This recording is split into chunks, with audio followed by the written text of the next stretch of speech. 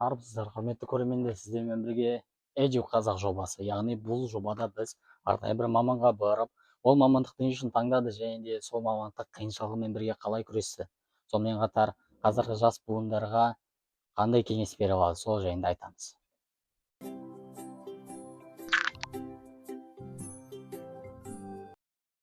Құрметті көрермендер, саламатсыздар ма? Тағы да бұл жобаны қолдап келіп отырған Қазақ технология және бизнес университетінің тәлімгері Динара Қуанбайына. Рахмет. Жақсы ма бәрі? Жақсы. Ал жақсы болса, енді сұрақтарымызға көшейік. Ал алғашқы сұрақ, не үшін бұл тәлімгерлік жолды таңдадыңыз? Оқытушы жолын ба? Енді оқытушы жолынан мен негізі өндіріс саласынан келдім. Ең бірінші жұмыс орным ол тамақтандыру өндіріс саласы болатын. Ол жерде көп жыл бойы технолог ретінде өз міндетімді атқардым. Бұл жолға оқытушы жолына келген себебім, біздің Қазақстанның болашақ жастарына өзім біліп, осы күнге шейін жеткен білімдерін жеткізе білу, жастарға сапалы да, жақсы да білім беріп, жеткізу мақсатында келдім. Рахмет сізге. Сіздің ойыңызша қазіргі мұғалімнің басты қасиеттері қандай болу керек? Басты қасиеттері ол баламен жасаған жұмысын, өзінің атқарған міндетін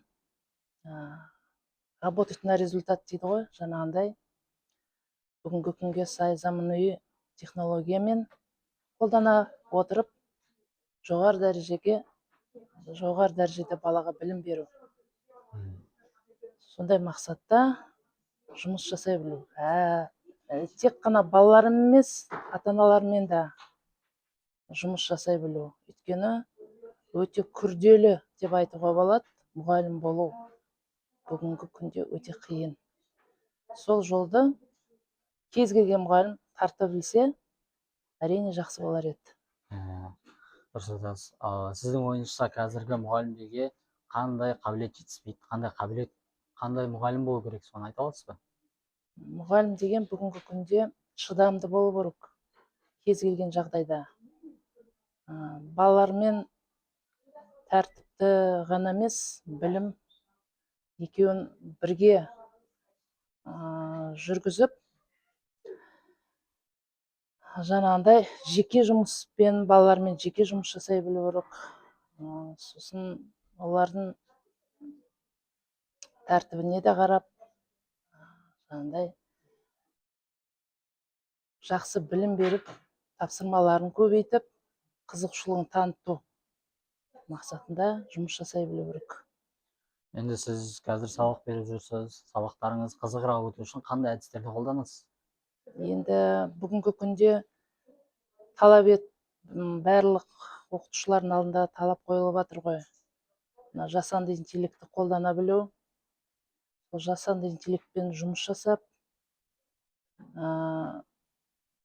бүгінгі заманға сай осы технологияны біліп, меңгеріп, оны балаларға жеткізу. Енді қазір балалармен жұмыс істеу өте қиын ғой, өзіңіз де біліп жатасыз. Осыған байланысты балалардың үлгерімі де, тәртібі де нашар болып жатады.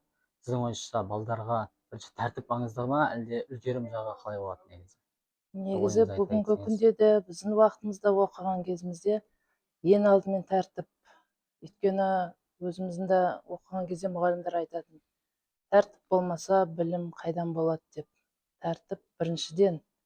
Егер де тәртіп сақтай білсек, жаңағындай топпен жұмыс жасағанда, әрине білім де келеді, өзі-ақ келеді білім. Тәртіп сақтанған жерде білім де басқа да бола жатады. Өйткені балалар ұмытылып, білім алғысы келіп, жаңағындай қызығушылығын танытып отырады. Дұрыс айтасыз. Енді кезекті сұрағым, осы оқушыларға, студенттерге қандай өмірлік кеңес айта аласыз, және де не нәрсеге жоламау керек, сол жайлы бір нақтылап айтып кетсеңіз? Енді қазіргі бүгінгі күндегі жастарымыз білім алу барысында да, және де оқу орнында бітірген кезінде де ең алдымен жаңа өмірге қадам басады. Сол кезде олар өз алдына мақсат дұрыс қоя білу керек деп ойлаймын. Өйткені олардың мақсаты жақсы маман болу. Және де сол маманға жету қандай дәрежеде? Жоғары дәрежеде әрине. Ол үшін көп еңбек ету керек жастар. Көп еңбек ету және де оқуын жалғастыру, жоғары білім алуға тырысу, жоғары білім алып тоқтай қоймай, ары қарай да өзінің жаңағы еңбегін жалғастыру. Сол кезде ғана жоғары дәрежеден бір жерден көрініп, қолжетімді өз маманы ретінде де жақсы жағынан көрсете біледі. Және көптеген нәрсеге өзі жеткенін де білмей қалады. Сол себептен әрине еңбектену керек деп ойлаймын. Дұрыс айтқаныңыз. Сізге бірінші алғысымды айтамын. Алғаш жобаны алғашқы қонағы болып келіп, бізді қолдап жатқаныңызға. Енді бірінші жобаны қайырлы болсын деп қоңырау жібермейін дедім. Сондықтан сізге арнайы бір сыйлығым бар. Мұғалім, сізге рахмет. Жақсы, сіздерге де рахмет. Қолдап келіп жатқаныңызға. Енді бұл бастапқы жоба болғаннан кейін әлі талай қызықтар болады. Сондықтан менің каналыма тіркеліп қойыңыздар. Эдю қазақ деп аталады. Және де бүгін қонақта болған Динара Қуанбаева, сізге рахмет. Ал сау саламат болыңыздар. Жақсы, рахмет.